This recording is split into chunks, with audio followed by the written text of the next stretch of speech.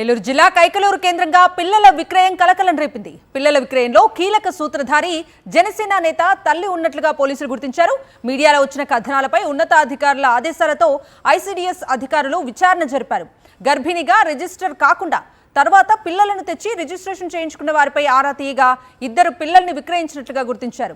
ఈ విషయంపై ఐసీడీఎస్ అధికారులు పోలీసులకు ఫిర్యాదు చేశారు. అయితే పిల్లల విక్రయాల్లో సూత్రధారిగా వ్యవహరించిన కైకలూరు జనసేన నేత ఏఎన్ బాబు తల్లి అభిషెట్టి వీరమ్మతో పాటు మరో 4గురిపై కేసు నమోదు చేశారు.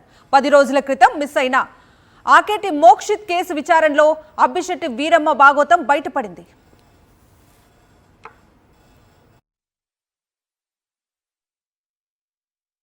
ఇరవై తారీఖున సాయంత్రం మా చిన్న బాబు తప్పిపోయాడు. బాబు పేరు ఆకేటి మోక్షిత్. బాబుకి 2 సంవత్సరాలున్నర ఉంటాడు సార్. ఆడుకున్న పిల్లోని ఎవరో తీసుకెళ్ళిపోయారు సార్.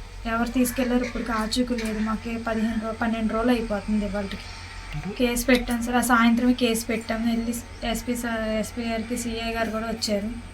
ఎస్ఐ గారు వచ్చారు.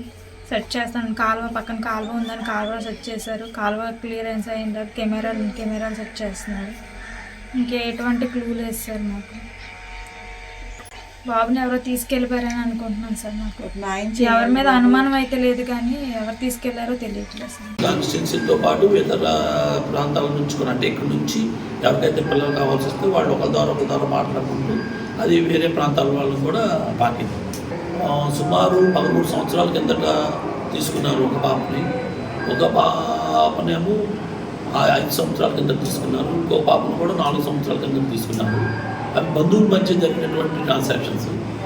అదేవిధంగా ఇప్పుడు 2 పిల్లల్ని మాత్రం బయట నుంచి తీసుకొచ్చారు. వాళ్ళ బయోలాజికల్ పేరెంట్స్ ఐడెంటిఫై అయ్యారు. అన్నవరం గ్రామంలో గౌరవ ప్రసాదరావు దంపతులకు ఆ బిడ్డ అదే ఆ కేసులోనే ఐసీడీఎస్ వాళ్ళు వచ్చింది. దాని మీద రిపోర్ట్ ఇచ్చారు. దాని మీద మేము ఎఫ్ఐఆర్ కట్టి దాని మీద దర్యాప్తు చేస్తాం.